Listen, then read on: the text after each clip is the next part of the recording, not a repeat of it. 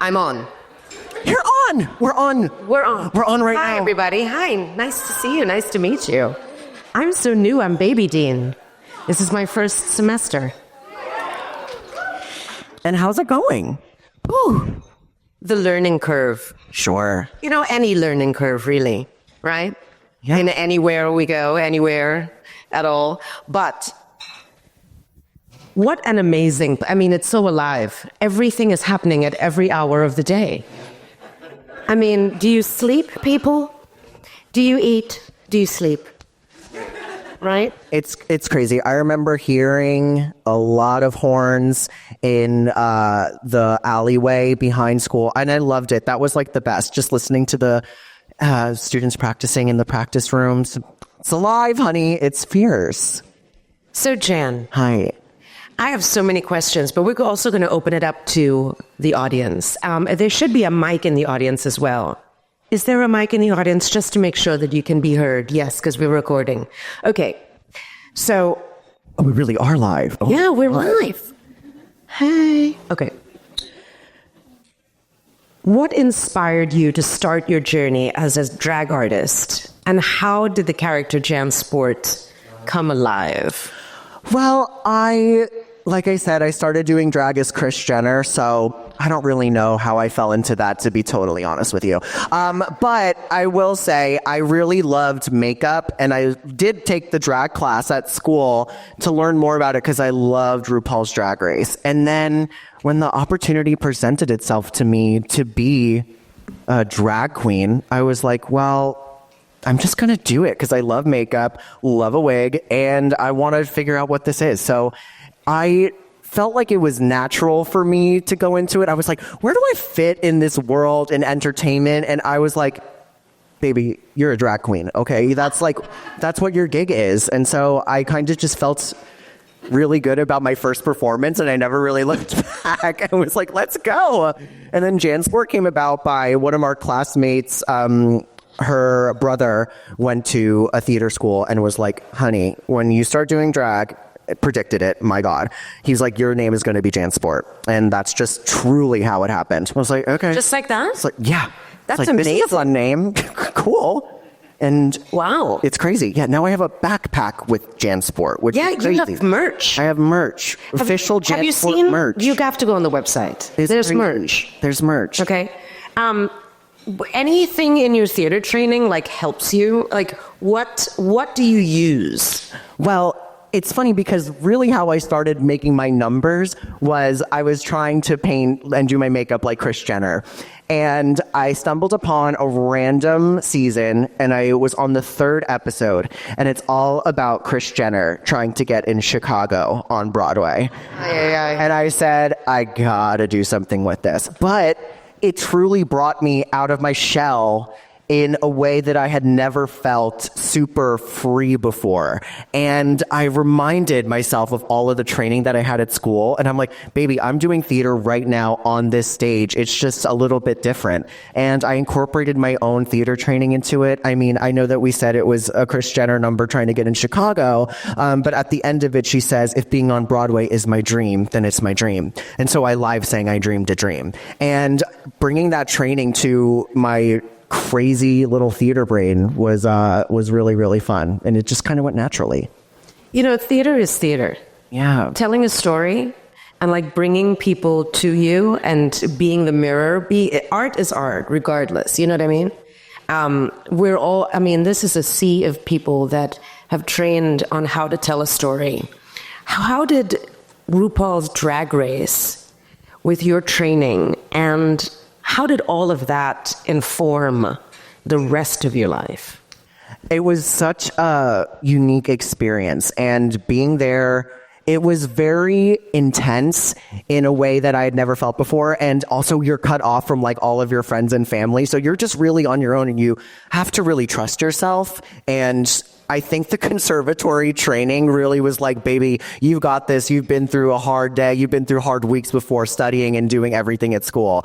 And I just kind of really found my footing there. I always like to say it's a lot of fun until it's not. I had a great time on the show until I didn't. But it really has changed. It opened up so many doors for me. I am back in theater right now doing my first show since I graduated. And yeah, thanks. Thank you. And I'm so happy to be back. My voice was always something that I loved to sing, and that was my favorite thing to do at school. And so I'm so happy that I'm back and using my acting in a way that I never thought that I could, and remembering, through osmosis what I learned in school. Yeah. Yeah. Tell us about Drag the Musical before we open it up to the audience for questions. But tell us how that came about, like who's involved, because I think there's some other alumni involved. Oh, yeah. Okay, well, I'll try to make this brief. But remember just a couple minutes ago when I said that I did that video as Kris Jenner trying to get in Chicago on Broadway? Well, the choreographer in that video teaching Kris Jenner is a man named Spencer Liff. And he is also the director and choreographer of Drag the Musical. So my first ever number that I did in drag is now the first director that I'm working with out of school. And so I think that that's just like such a kismet moment that I'm meant to be where I am. So Nick Adams, let me get into the show. Their show is about two rival drag houses, both going through turmoil and trying to figure out the real life problems of drag, how to keep everything afloat. I know it sounds kind of dry on paper, but it's really funny and it's very, very, very stupid. I really love it. There's a lot of bops, a lot of great songs. And yeah, we have Nick Adams, who I believe graduated in 04 for musical theater. He's the lead of the show, named Alexis Gilmore. And then he plays opposite of Alaska Thunder Bleep 5000. And it's amazing. I don't know if you know Jujubee. She's also in the show. She's from Boston, didn't go to school. But you know what? We love a Boston girl. And Eddie Corbich is also in the show. He plays a character named Drunk Jerry. And you see, it's getting fun. And he graduated, I think, he was one of the first people to graduate. He was like, yeah, I was like in one of the first musical theater classes at the school. So yeah, we have alumni everywhere. Wow. When did it open? We opened on October 21st. Okay. And what's the theater it's in? So that we're all going to go. Yeah, please come. It's really funny. It's really, really fierce. It is at New World Stages. And yeah, I love it. I love it. And yes. Thank you. Rave reviews. Thank you, Sarah. Thank you. See, 5 of 5. The Yelp reviews are in, honey. I love it. Do we have any questions in the audience? Let's open it up. Hi, love your work. So as a drag artist, I think a lot of what drag does is uses existing songs and then kind of twists them and turns them like as a music producer, what or a DJ would. How involved are you in that process for your own drag performance? Oh, that's like my favorite thing to do. I love making all of my mixes myself. I go into GarageBand like a true professional, and I just put a little music in there, and then I splice it up with all of the vocals. With AI now, oh my God, we are stepping into the freaking future. I can remove background vocals from anything on TV, any song that I want, and just the world is my oyster. I love it, and I'm very involved. It's a lot of fun for me. When I'm inspired by something, I'm just like, let's put it in a mix, baby. Let's go. I don't know if anybody's a Real Housewife person in here, but I love Salt Lake City, and I'm about to make a mix about that. I'm truly inspired by these women. And there is a musical theater girl in the show this year, so I'm going to give her some justice.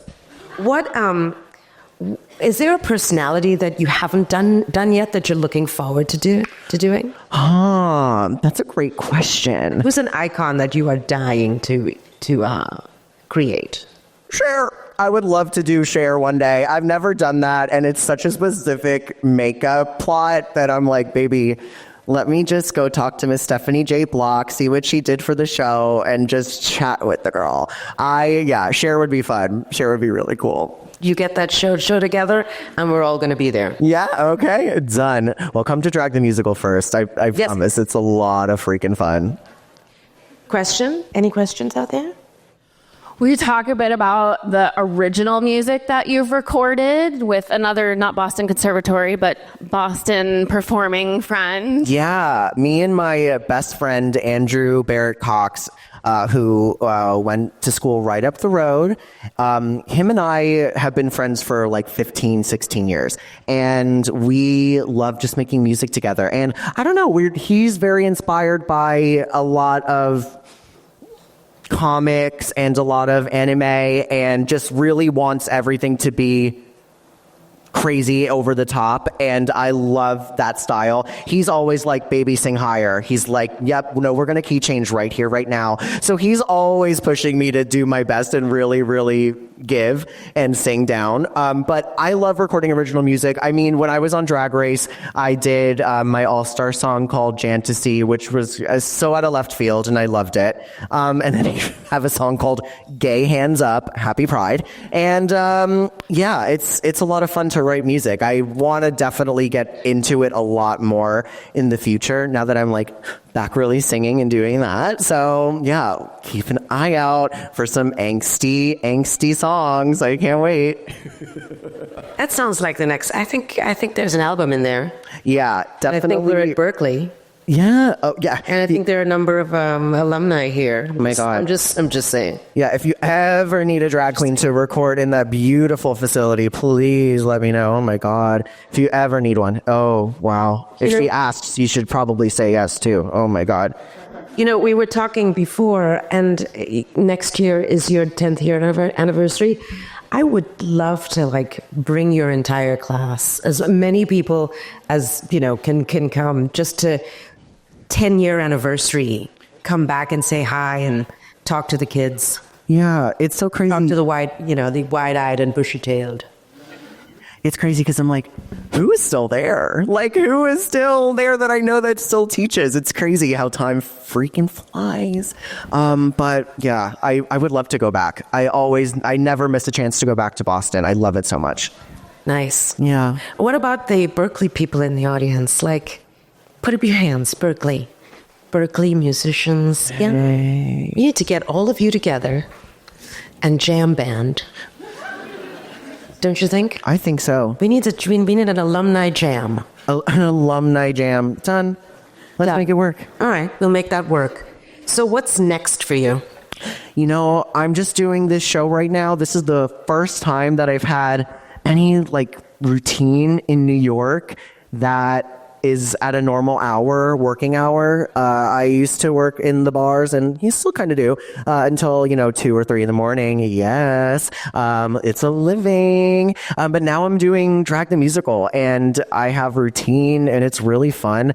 I really am loving being back on stage, and whether it's with Drag the Musical and whatever the future has to hold for that show, or a new show or other shows, I want to be back on stage doing theater, in or out of drag. I'm just really loving it so much. So I don't know what's next, but that's on my radar for sure. Right now, you're just enjoying where you are. I am. In an off-Broadway show. Yeah. That's amazing. Yeah. Everybody, really cool. Can we give Jan one more round of applause? Thanks. Thank you. Thank you. Thank you so much. My pleasure. I'm so honored to do this. I really love our school, and it's truly some of the fondest memories of my life, and I'm very honored and very, very grateful. So thank you everyone so much for having me. And thank you for having me.